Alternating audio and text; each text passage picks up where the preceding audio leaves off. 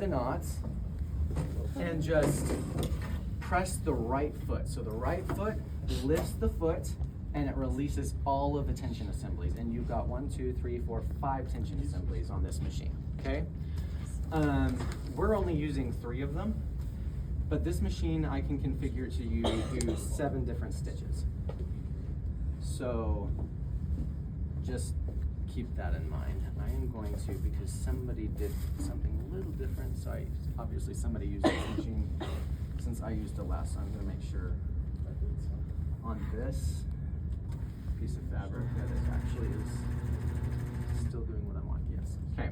Here is the rule for how you do this machine. First of all, never, ever, with the configuration that it's currently in, let the needles go below the needle plate without there being any fabric, okay?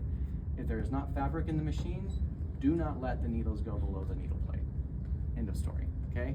Unless there's one time that I don't obey that, and that's when I'm re-threading the bottom threads, but it has to do with the threading situation. But if you're actually in the running operational situation, never let those needles go down.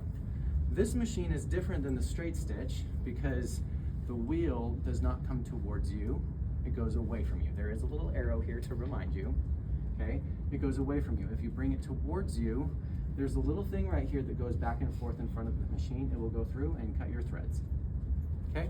So don't bring it towards you, please send it away from you. To get fabric out of this machine, bring the needles to the very highest position until they just start coming down. Once you've done that, lift the foot. So first, raise the needles. Step number 1. Step number 2, lift the foot. This is going to release all the tension assemblies. So step number 2, lift the foot and give yourself some slack right here. So between the tension assemblies and this little white box that has a black lid, you're just going to give yourself a little bit of slush, okay? Then step number 4, take this straight back, just pull straight back. But as you're pulling it straight back, make sure that none of that extra slack that you've given yourself loops up on anything.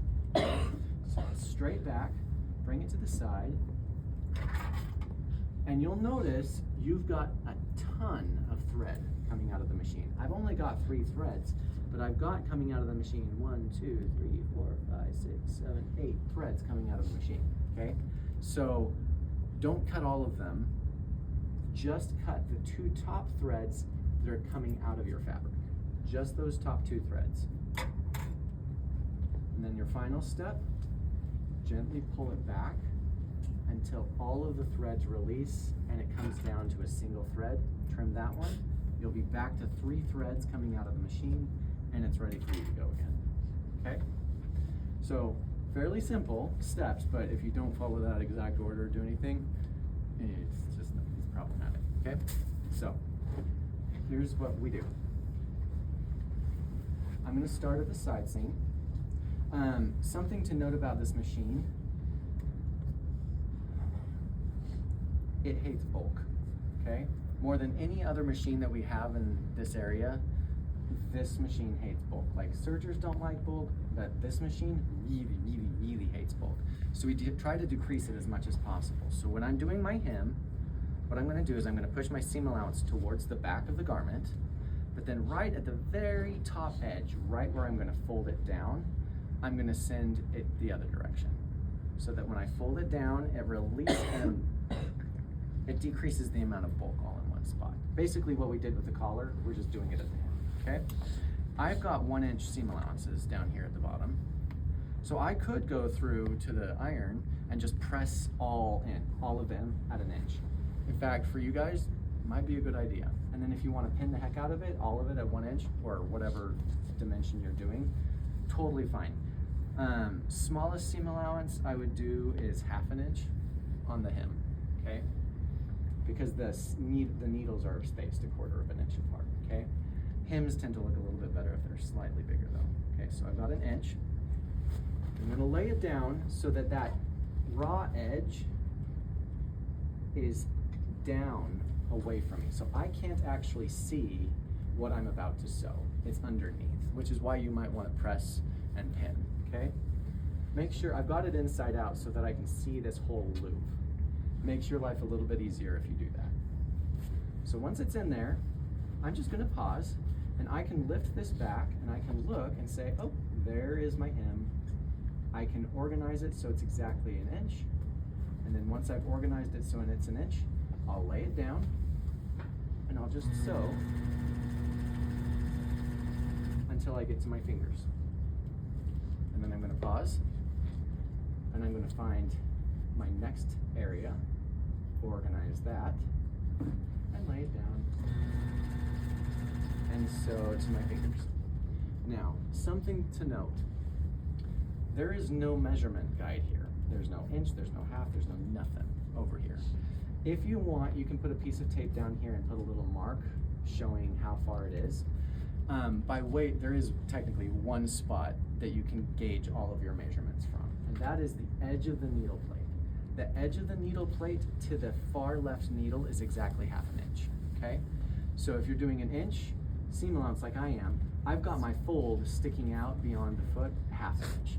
I have got my eyeballs calibrated well enough that I'm not worried about stuff and I can see what I'm doing and it's fine.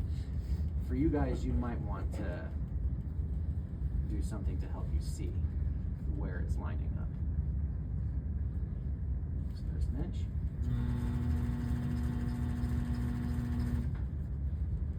And notice how much I'm pausing. Just take your time.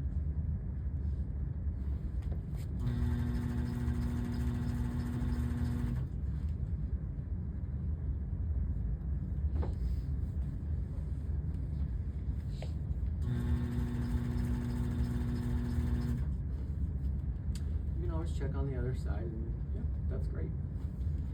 Get to the other side, make sure it is pressed towards the back. Do the same thing on your other side seam to make sure that all of the bulk is reduced as much as possible.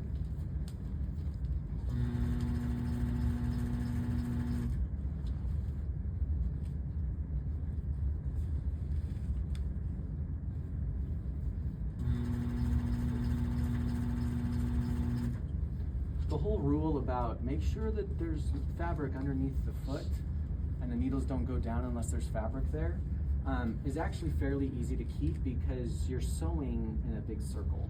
So you shouldn't have a problem keeping that rule if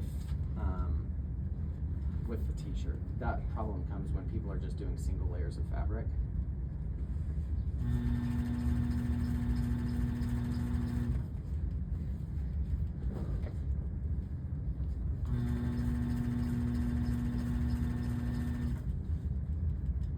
As you come to the end, I like to trim the threads from the beginning right now so that they don't get caught in it. It's not a problem, you don't have to, but I like to just because it's nice and neat. When you get to the end, make sure that you overlap your stitches from the beginning by half an inch, because there is no back stitch on this machine. So that overlapping by half an inch is what's going to basically tie the knot for you. To take it out, what do I do? Give yourself slack. That's part of it. Needles all the way to the top first, twisting the wheel which direction? Away from you. Away from me. And then what do I do?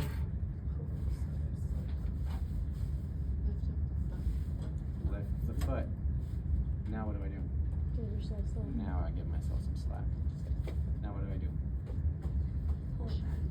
Take it straight back. You'll find that if you pull it to the side, it's just really tough to bring it to the side, so pulling it straight back is kind of the easiest way to get it out. What do I do now? Trim the top 2 threads. Trim the top 2 threads. And? Keep pulling. Keep pulling till it reduces to 1. Trim it. Trim my threads. And it's all good. Okay? So, things to look out for on this machine that I will be grading you on and looking at. This raw edge right here, if it sticks out this much away from the edge, that's totally fine. But mostly we want this raw edge to match up perfectly with this last line of stitching. We don't want it I don't want to be able to look through the zigzag stitch and see the raw edge floating around to the halfway point or even close to that first line of stitching. I want it to be sitting right there. And most of the thing that I just sewed is exactly what I want it to be. Yeah. Yeah. If you gave me this, even with some of the very slight wobbles that I'm seeing, I wouldn't take any points off. Okay? Now I'm going to do the exact same thing to the sleeves. So start at the bottom of the sleeve. Sometimes I have people start midway up. No, start at the bottom so that the beginning and end stitches are hidden underneath the armhole. Because if you're doing, otherwise, if they see it up here, it doesn't matter. If they're asking about it and it's down here, then you can ask other questions about why are you looking at my armpit?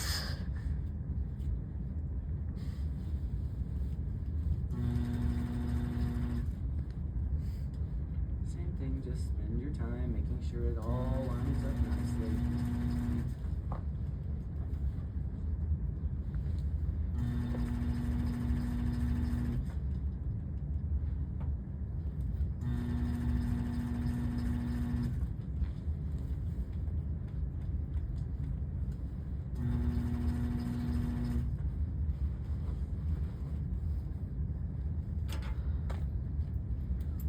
Always let yourself have really, really long tails of thread at the beginning and at the end. There's no reason to try and accidentally tempt fate and have it somehow come down inside the machine. Overlap it by half an inch. What do I do? Lift the needles up. What do I do? Lift the foot. What do I do? Give myself slack. Pull straight back. Make sure that it doesn't tangle up there. Top two threads, decreased 0 to 1. Trim. With extra fabric down here, you can trim it off.